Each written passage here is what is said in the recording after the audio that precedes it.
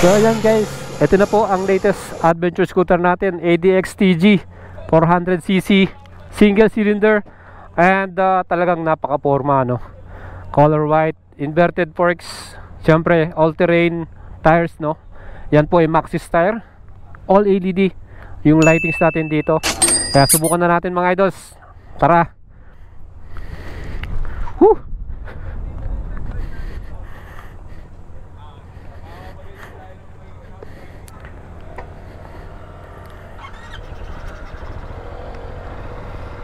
Wow.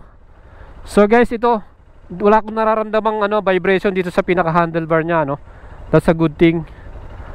So meron din tayo dito ng passing light. Ayan, and hazard.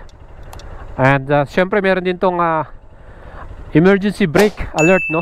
Yung kanilang emergency stop signal, parang ganon. So pag nasa bigla ka nag-brake, yan. So let's go guys.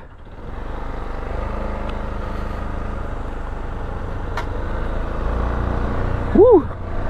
Grabe!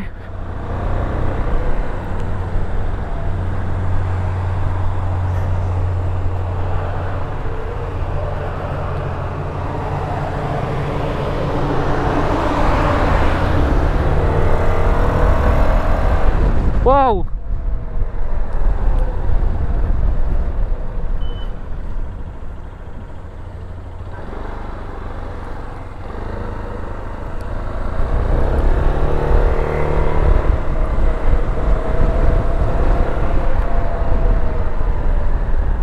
Ganda. Napaka-smooth mga idol. Braking system niya. Pagliko, oh. Oh, di ba?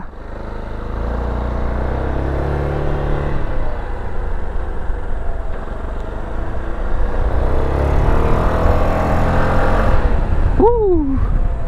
Ang responsive din ng kanyang engine, mga idol.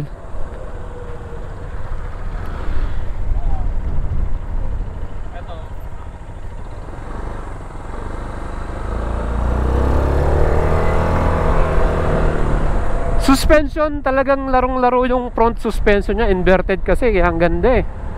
Oh?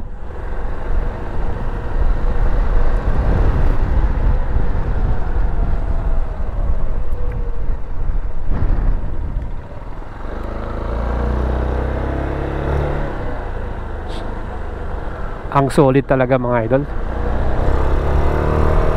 Woohoo! Eto na mga idol, ang latest adventure scooter na magugustuhan mo. Talagang ang ganda ng kanyang performance, ano.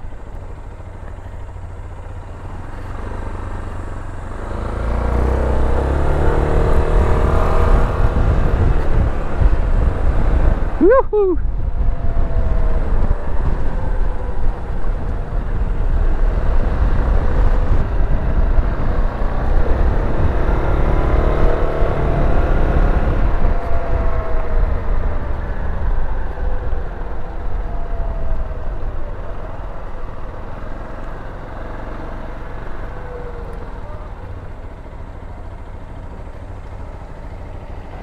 Solid.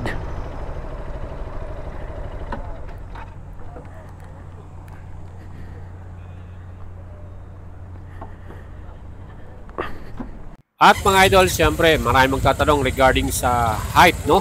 Yung laki ng bike na to. Well, ako po ay 5'6", pero ako po merong riding boost, kaya medyo hindi ako hirap na sumakay o i-ride ito. Pero sa mga idols po natin, kayang-kaya naman, manageable naman yung height niya. At mababa naman yung seat height ito. And ang ilaw naman niya, headlight design, plus yung ilaw na ginamit, syempre LED. At pag naka-signal light ka naman, malakas din yung pinakatulog niya, no? Na ibig sabihin ay naka-turn on yung ating signal or naka-hazard light tayo.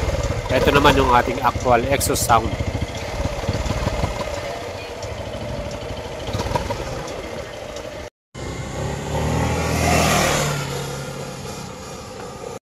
At ang actual nating colored LCD display. And sana ginawa na lang TFT na to, no? Talaga para mas visible at mas makitang-kita mo yung information. Kasi pagka nasa tanghaling tapat, na-feel ko rin, nakita ko medyo kita naman yung information din, pero hindi ganun ka liwanag, no? Pero yan nga, yan po yung LCD lang. At siyempre itong ating handlebar, yan, meron tayong adjustable lever sa left. Yung mga switches and buttons talagang masasabi natin matibay at very sturdy. Ano? Talagang quality yung mga plastics na nilagay nila dyan. Hindi siya basta-basta yung parang pag pinindot mo yung parang matatanggal. Hindi ganun eh. Premium yung style niya. Very comfortable din yung foot area natin. So meron din tayong extension ng ating paa. So goods yan, lalo na kung tayo po ay nasa long rides, no? Mga idols, pagdating po sa kanyang pinaka-personal appearance, talagang malaki siyang tignan, mataas dahil na rin sa kanyang forma, no? At astig talaga yung looks niya dahil na rin sa kanyang saber tooth inspired tiger design, ano? Yung pinaka-front face at mataas din dahil yung sa kanyang long suspension na inverted pa. Quality. Siyempre, sa mga nagtatanong din sa atin about the frame sa likuran, yan, meron po nabibiling accessories. Pwede rin kayong magpalagay ng inyong crash guard. And nakita natin to via online, ano. So meron diyan sa mga online na store, no. Pwede mong i-order 'yan. Well, for added convenient, syempre naka-keyless system to at pwede mo na ring ding i-press yung button para sa ating fuel cap na nasa gitna. May total capacity to ng 13 liters, ano, yung kanyang pinaka-fuel capacity. Syempre sa consumption, hindi pa natin masabi pero ang average niyan sigurado 25 to 26 km per liter. Pinaka-average. Meron din tong USB charger, 3.0 na. So, mabilis yan, fast charging, ano? At malapit lang siya dun sa may handlebar, kaya kailangan na natin ng cellphone holder natin. Mabilis na tayo makapag-charge. And overall, mga idols, ano masasabi nyo dito sa bagong SYM ADX TG400? Full body, pinaka-overall talagang quality yung mga parts, yung kanyang body pairings, pati yung kanyang mga switches and buttons, ay yung upuan, talagang premium, elegante yung pagkaka-design kasi nga European ano din to model, ano.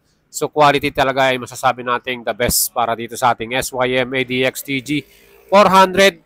Even yung presyo niyan, meron nga tong SRP na 429,900. And kung bibilin mo ng cash pay, may ka-add lang kayo ng 5,000 para sa 3 years LTO. Total niyan magiging 434,900. Mga idols, kung kayo naman po ay gusto mag-apply via financing, meron din tayong collab with YL Finance Corporation. At ito, pwede nyo na mabili yan via installment. Ang ating minimum down payment dito, 20%. So, pwede natin tayong mag-down ng 20% lang sa down payment. Kasama na dyan ang comprehensive insurance, chattel fee. Ang total nating down payment, 128,970.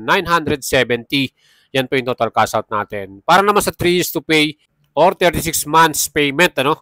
Ang babayaran natin per month, 15,572 at 24 months naman, 20,349. Siyempre, kung mas mataas naman ang ating down payment, 30%, mas bababa naman yung ating monthly payment. So, yan po yung ating pwedeng maging assistance sa inyo mga idols. Kung gusto natin yung ilabas tong bagong SYM ADX TG400, pwede natin kayong tulungan sa application sa installment. At ang update naman para sa release ng unit na to, availability na makikita natin sa store, yan po, may target sila ngayong last week of June or maybe first week or second week of July.